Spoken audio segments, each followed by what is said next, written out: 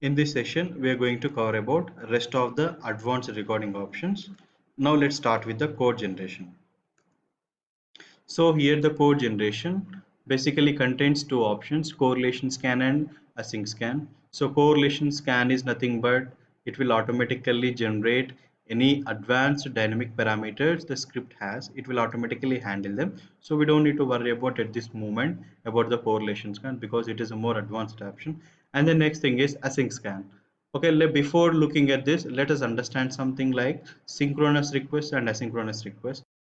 In case of synchronous response, whenever you request to the server, immediately it may be success or failure, you will get a immediate response back from the server.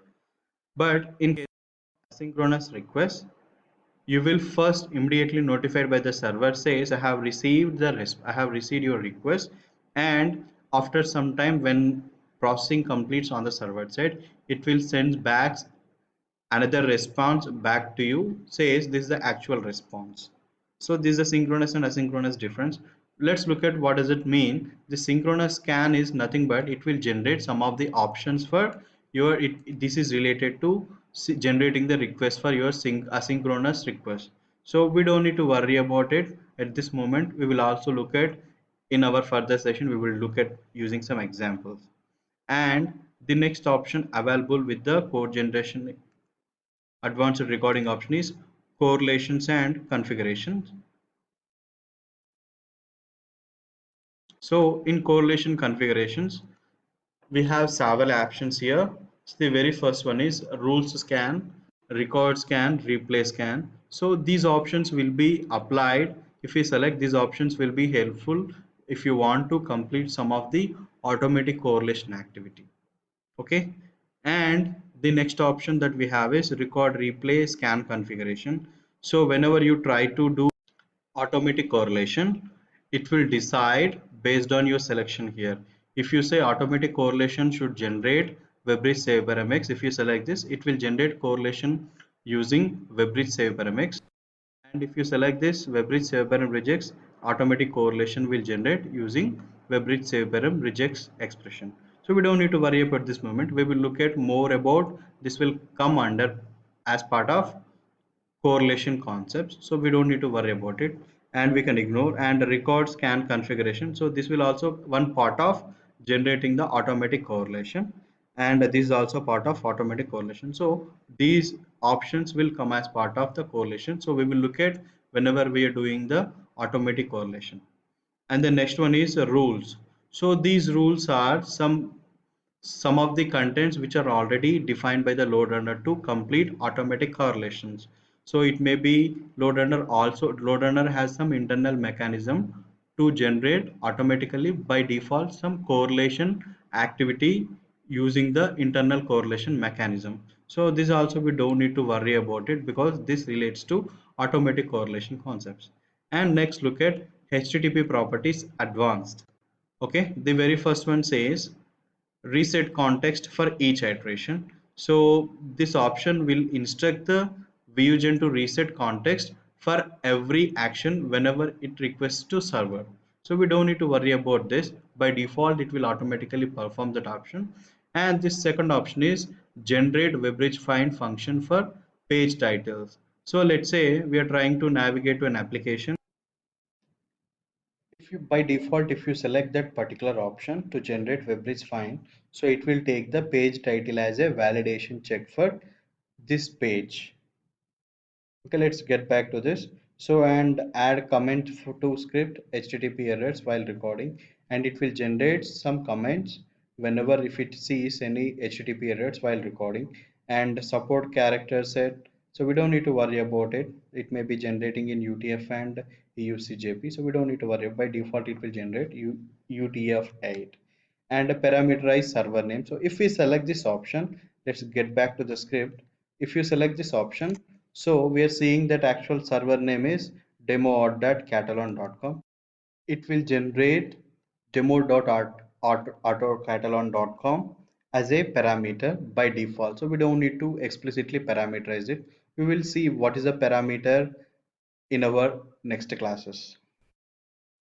And the next one we have generate web add cookie function. So if your browser is setting any explicit cookies for the request, so those cookies will generated using the web cookies function. And also it will, if you select this option, generate steps for the WebSocket traffic. So basically we will see about this in network mapping and filter. So what does it mean, generate steps for WebSocket traffic? And replace passwords with encrypted parameters. So if you select this option, so passwords will be automatically encrypted and will be created as parameters.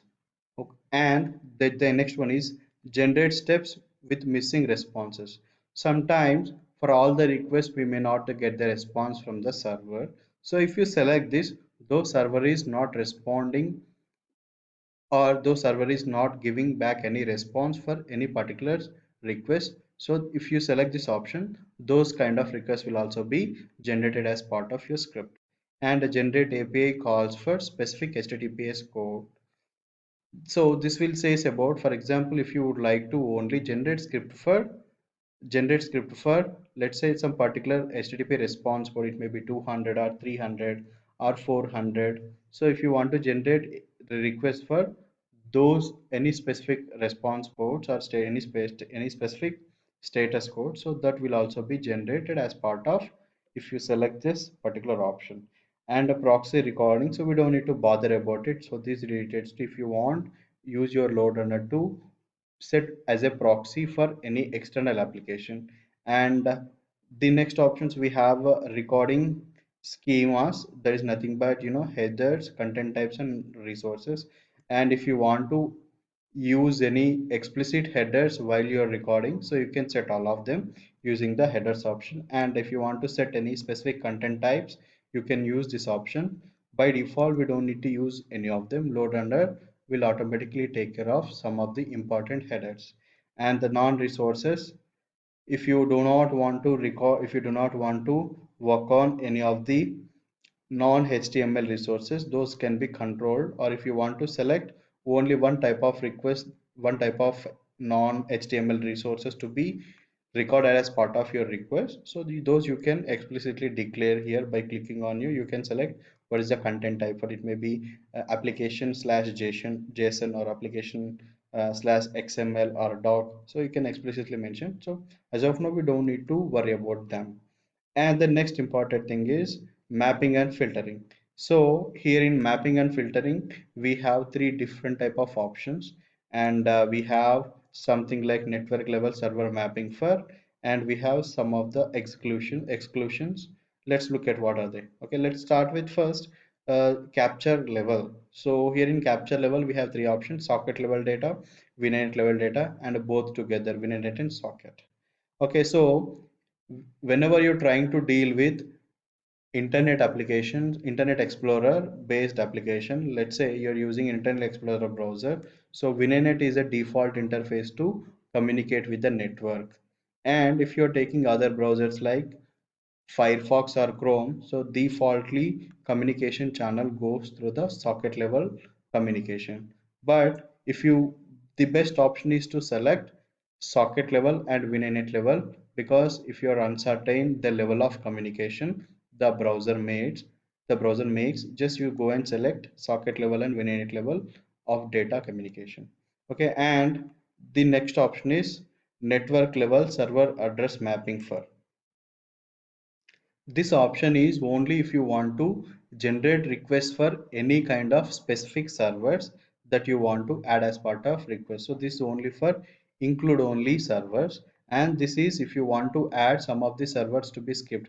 Let's say these days you will be having lot of ads coming as part of web application. So if you want to exclude any kind of applications, any kind of some ads or any kind of server that you don't want to add, that you don't want to come as part of your script. So here I don't want to generate script for Google Analytics.com, Bing.com. So you can define them just by clicking new entry. So you can fill all those details here and you can say complete and okay. So once you generate the script, so those will not come as part of your script.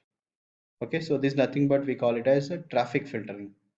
Okay, and the next option we have a DFE. So whenever you're dealing with some of advanced server side frameworks like GWT and SAP web frameworks. So those kind of frameworks need some extra specifications from load runner to generate the request for those kind of. So as of now, we don't need to use it because our application is a very basic application, so which is being generated using Java. So we don't need to worry about it. And the code generation also, look, the code generation is also part of the DFE. So we don't need to worry unless until there is an explicit requirement is created for this request.